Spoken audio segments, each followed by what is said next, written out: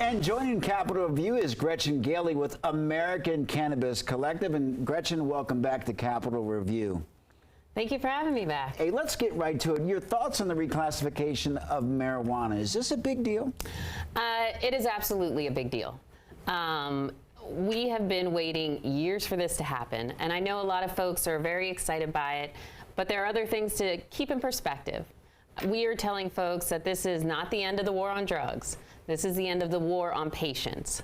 What it is doing is by lowering the schedule of marijuana from 1 to 3. In 1, it was classified with heroin, ecstasy. That means it has 0 medical purposes whatsoever. By going to 3, we're now in the same category as steroids and ketamine, and it opens the door for research.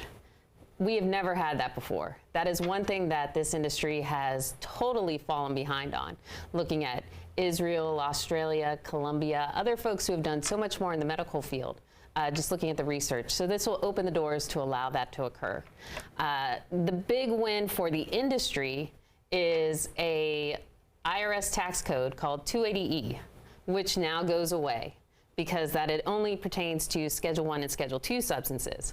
And so prior to that, cannabis businesses were not allowed to take typical tax deductions. So when a regular business might spend 15% of its costs, its revenues on taxes, cannabis companies are spending about 85%. So we had no money. So this is going to allow the industry to greatly move forward from the business perspective. It's going to allow a lot more research for patients, which is going to be a huge win for us. Does this help, Gretchen, with perhaps the misconception that some may have about marijuana use? Some have called it the gateway drug, but does this maybe help the perception long-term moving forward? I think it does. I think we are really trying to help people understand that the stigma should no longer be attached to this plant. One of the other implications of being a Schedule III is that it states that it has a low chance of addiction or abuse. And so this will help people to see that it is not a gateway drug. I really believe, honestly, that this is a generational issue.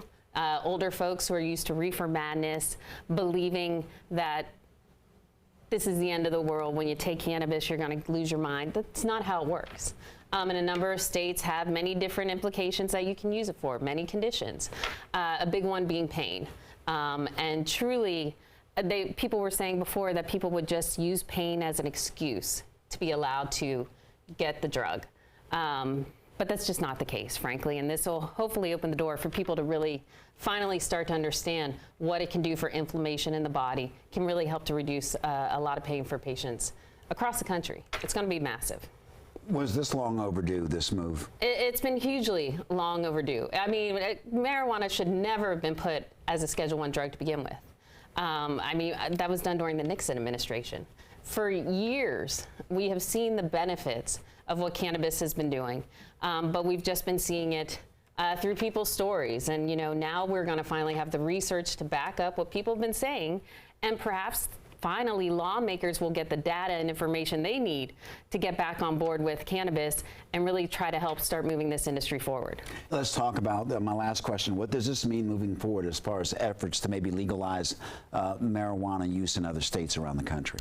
I do hope by this classification that it will help to, again, lower the stigma so that states that are a little concerned about this being a gateway drug or an issue will now see that the federal government is behind this as actual medicine.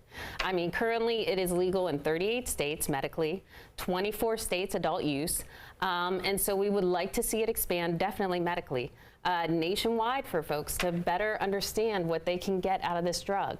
I'm not going to say it cures everything.